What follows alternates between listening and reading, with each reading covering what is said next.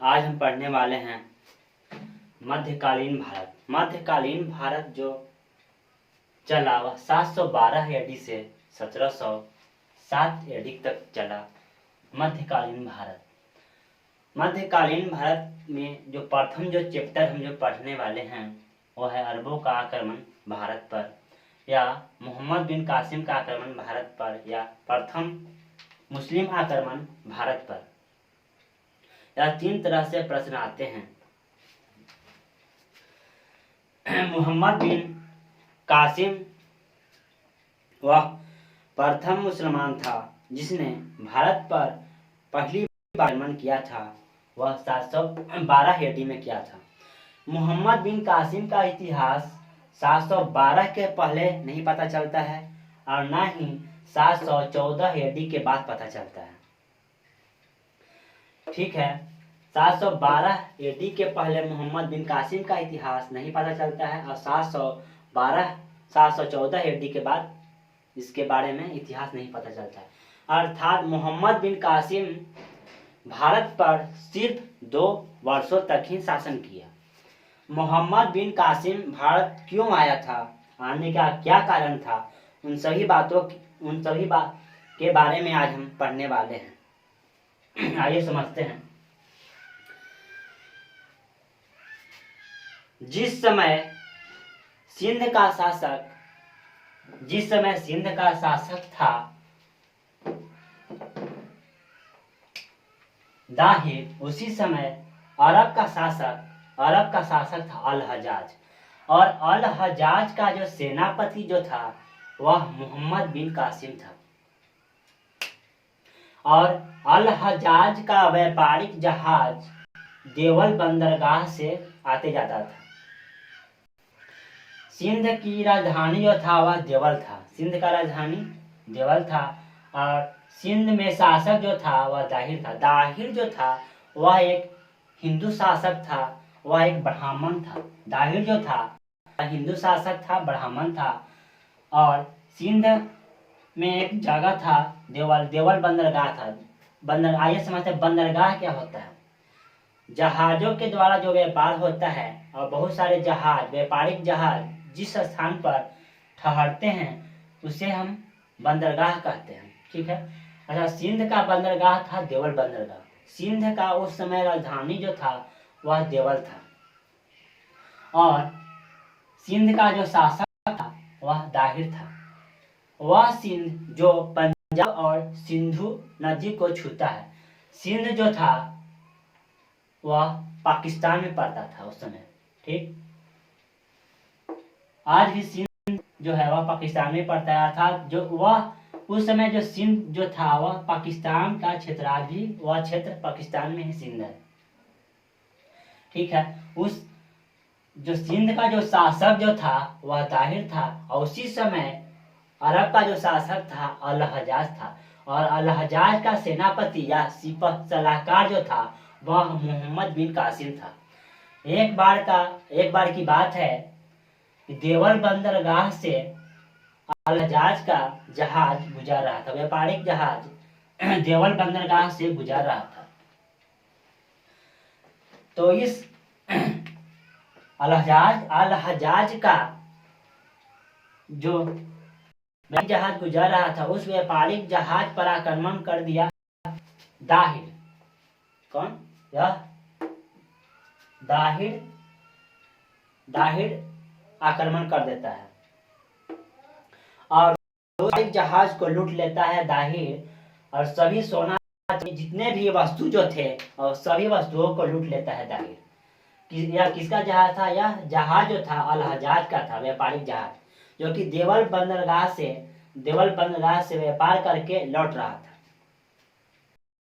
और अल हजाज के सैनिक और दाहिर के सैनिक में युद्ध होता है उसी जहाज पर, जो कि अल हजाज का उस समय जो व्यापारिक जहाज था वह सिंध में ही था। सीधी सी बात है कि दाहिर का उस समय शासन चल रहा था, अर्थात उसकी जनसंख्या ज्यादा होगी।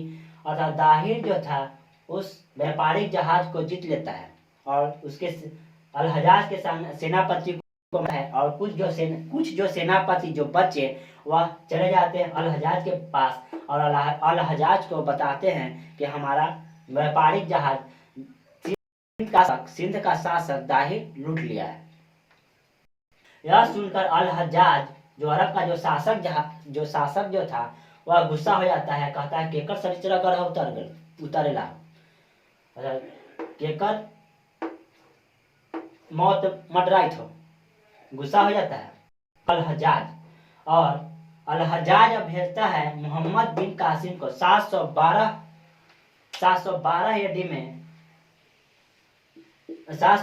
एडी में मोहम्मद बिन कासिम सेना का आक्रमण कर देता है सिंध पर। उस समय सिंध का शासक कौन था? जिस समय मोहम्मद बिन कासिम सिंध पर आक्रमण करता है उस समय सिंध का जो शासक जो था दाहिर था।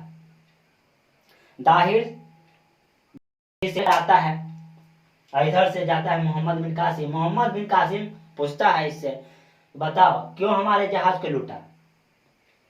दाहिर बोलता है हमारे तरफ से, हमारे देवल बंदरगाह से जा रहा था, हम लूट लिए। तो कहा ठीक है बेटा, तो शनिचर ग्रह उतार दे। कहा मोहम्मद बिन कासिम। दाहिर और मोहम्मद बिन कासिम में 712 एडी में युद्ध होता है, और 712 एडी में मोहम्मद बिन कासिम दाहिर को मार देता है, अर्थात दाहिर की मृत्यु हो जाती है 712 एडी में, और मोहम्मद बिन कासिम जीत जाता है। अर्थात इस युद्ध में किसका जीत होता है? मोहम्मद बिन कासिम का। जब मोहम्मद बिन कासिम दाहिर को मार दिया और सिंध पर कब्जा कर लिया, ठीक है, इससे एक महत्वपूर्ण क्वेश्चन बनता है, मोहम्मद बिन कासिम भारत पर कब आक्रमण किया? मोहम्मद बिन कासिम भारत पर 712 एडी में आक्रमण करता है। मोहम्मद 712 एडी में सिंध पर आक्रमण करता है। कहाँ करता है? सिंध पर, ठीक है। यदि भारत नहीं देगा ऑप्शन में तो सिंध दे देगा, वो भी सही। मोहम्मद बिन कासिम भारत पर कब आक्रमण किया था? 712 एडी। मोहम्मद बिन कासिम 712 एडी में कहाँ आक्रमण किया था? ऑप्शन में यदि आएगा सिंध, वो भी सही होगा। आपको शायद प्रश्न किस तरह पूछे जाते हैं समझ में आ रहा होगा।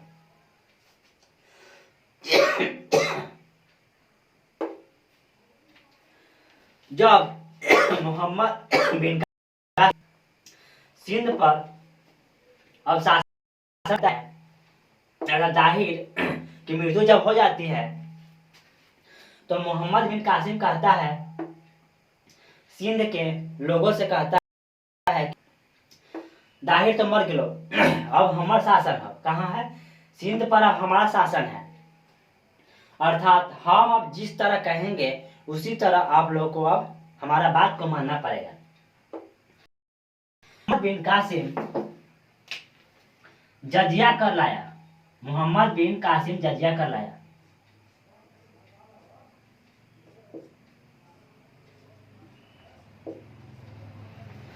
समझिएगा जजिया कर क्या है। जब मोहम्मद बिन कासिम सिंध को जीत लिया, अर्थात सिंध पर अब शासन करने लगा कौन? मोहम्मद बिन कासिम। तो सिंध के लोगों से कहा कि अब इस्लाम धर्म को कबूल कर लो। किसने कहा? मोहम्मद बिन कासिम सिंध के लोगों से कहा कि आप लोग को इस्लाम धर्म कबूल करना पड़ेगा, और यदि आप इस्लाम धर्म नहीं कीजिएगा तो आपको जजिया कर देना पड़ेगा। कर का मतलब समझिए, कर अर्थात टैक्स देना पड़ेगा। आप लोगों को टैक्स देना पड़ेगा। किसने कहा? मोहम्मद बिन कासिम। वह कर जो कहलाया, वह टैक्स जो कहलाया, उस टैक्स का नाम था जजिया कर। क्वेश्चन, जजिया कर को लाने वाला कौन था? जजिया कर को लाने वाला कौन था? जजिया कर को लाने वाला मोहम्मद बिन कासिम था। जजिया कर को लाने वाला प्रथम मुसलमान कौन था? वह मोहम्मद बिन कासिम था। ठीक है, ठीक है, मोहम्मद बिन कासिम जजिया कर लाया। जजिया, और मोहम्मद बिन कासिम यह भी कहा कि जजिया कर ब्राह्मण पर नहीं लाएगा, ब्राह्मणों पर जजिया कर नहीं लाएगा, विधवा पर नहीं लाएगा, विधवा पर नहीं लाएगा, विकलांग पर नहीं लाएगा, आंधर लांगर अर्थात विकलांग पर नहीं लाएगा। वह क्यों नहीं कहा कि क्योंकि मोहम्मद बिन कासिम किसको हराया था? दाहिर को हराया था। और जो दाहिर जो था वह एक ब्राह्मण, अर्थात कहीं ना कहीं मोहम्मद बिन कासिम यह मानता था कि ब्राह्मण जो हैं वह कहीं ना कहीं हमारे अर्थात उन्हें छूट दे दिया। कौन? मोहम्मद बिन कासिम ब्राह्मणों से जजिया कर नहीं लिया, ठीक है, माफ कर दिया। अब विधवा से नहीं लिया विधवा से इसलिए नहीं दिया क्योंकि मान लीजिए जिसको पति नहीं है तो कमाने कहाँ से देगी? अर्थात सीधी सी बात है, विधवा से वह जजिया कर नहीं लिया। कौन? मोहम्मद बिन कासिम। अर्थात आता है क्वेश्चन, जजिया कर किस किस पर नहीं लगते थे? जजिया कर किस किस पर नहीं लगते थे?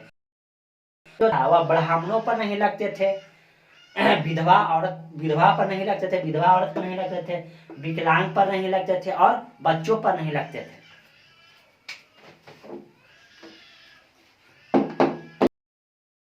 बच्चों पर नहीं लगते थे, ठीक है।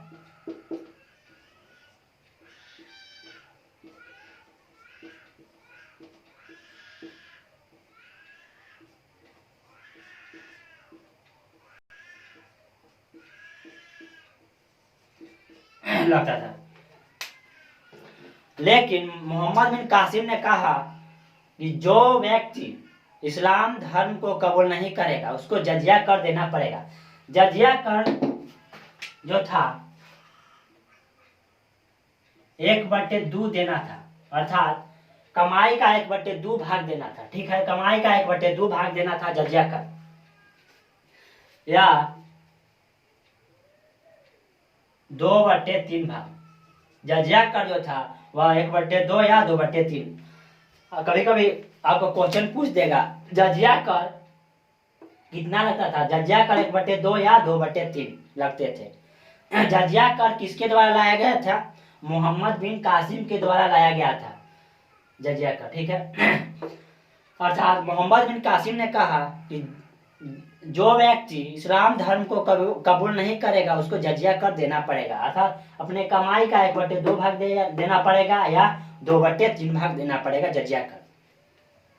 और जजिया कर ब्राह्मणों और विधवा विकलांग बच्चों पर नहीं लगेंगे। जब मोहम्मद बिन कासिम सिंध पर आक्रमण करके दाहिर को मार दिया तो उस समय दाहिर की 2 पुत्री थी। दाहिर का कितनी पुत्री थी? 2 थी।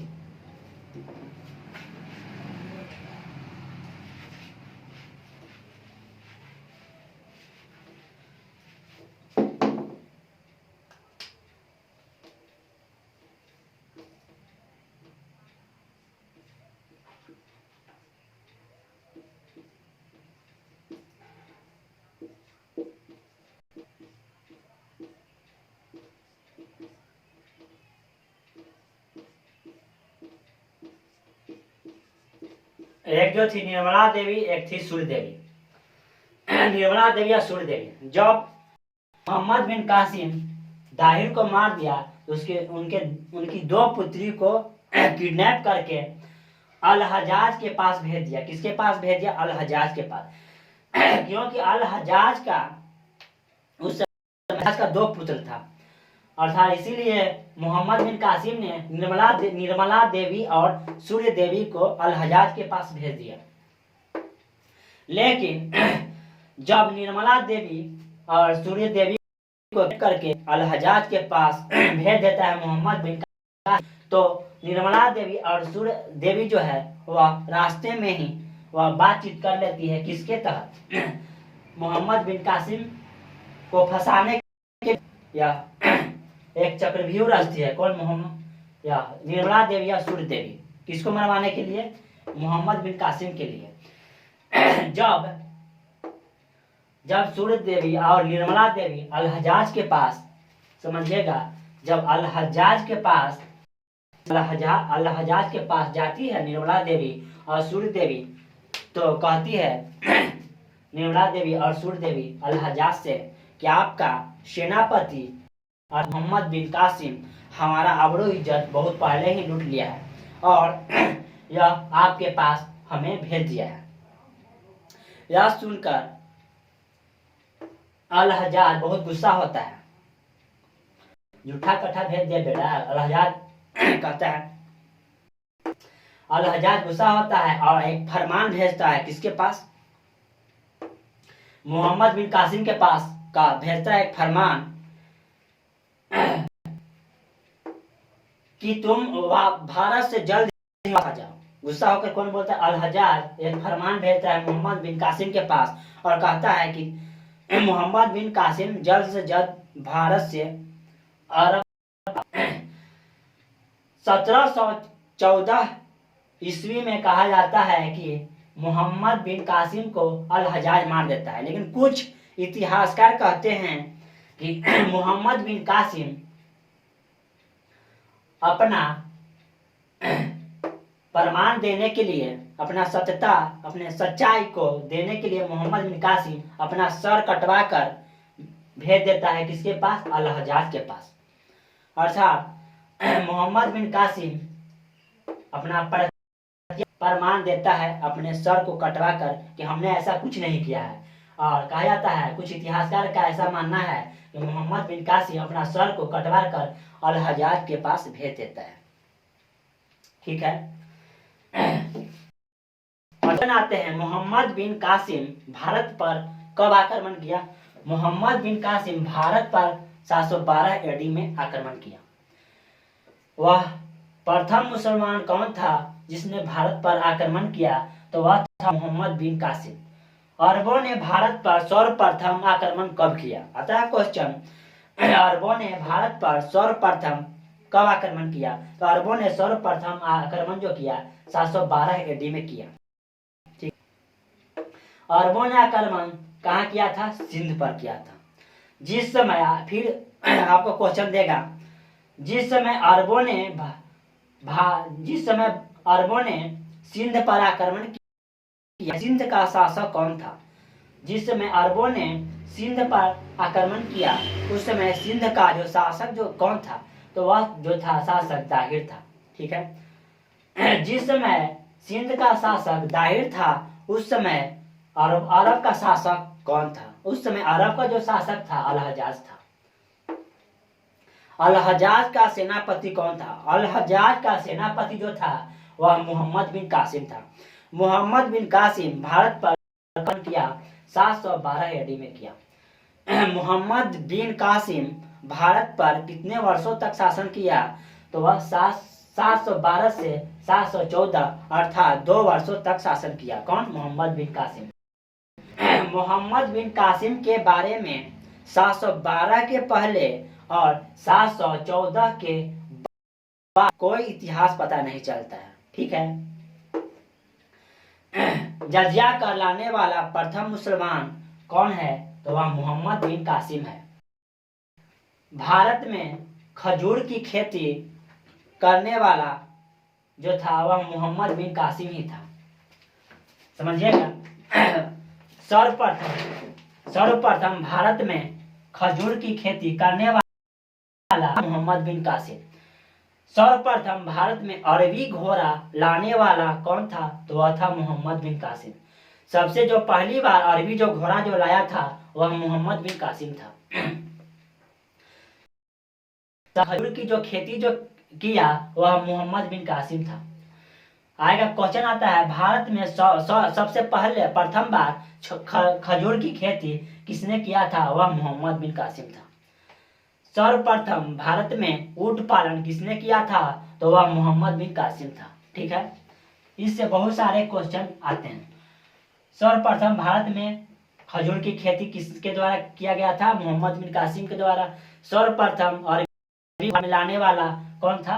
मुसलमान मोहम्मद बिन कासिम। किसी भी तरह से क्वेश्चन पूछ दे सकता है। जजिया का लाने वाला भारत में मोहम्मद बिन कासिम था। ठीक है।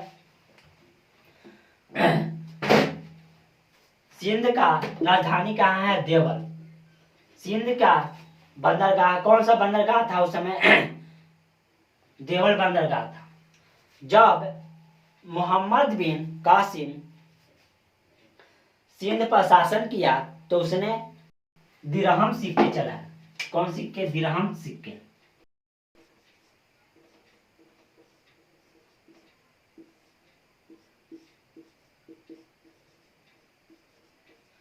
आता है क्वेश्चन, दिरहम सिक्का चलाने वाला कौन था? सर्वप्रथम दिरहम सिक्का चलाने वाला शासक कौन था? मोहम्मद बिन कासिम। दिरहम सिक्का किसने चलाया था? मोहम्मद बिन कासिम था। वह जब मोहम्मद बिन कासिम सिंध पर या तो दिरहम सिक्के चलाए। दिरहम पर एक तरफ जो था वह अरबी भाषा था और दूसरी तरफ जो था वह संस्कृत भाषा था। दिरहम सिक्के पर एक तरफ जो था वह अरबी भाषा था और दूसरी तरफ जो था वह संस्कृत भाषा था। दिरहम सिक्का किसने चलाया था भारत में? मोहम्मद बिन कासिम। मोहम्मद बिन कासिम ने ही दिरहम सिक्के चलाए।